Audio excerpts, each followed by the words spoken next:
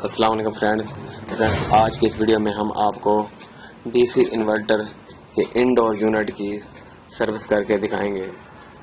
तो friends, service करने से पहले हम इसके फ्रीज़र को इसके यूनिट में से निकाल लेंगे, क्योंकि अगर हम इस तरह सर्विस कर दें तो इसके जो सर्किट है उसके शॉर्ट होने या डैमेज होने का अंदेशा रहेगा। तो इसलिए हम फ्रीज़र को यूनिट में से बाहर निकाल लेते हैं और फिर इसकी प्रेशर पंप के साथ हम सर्विस करते हैं।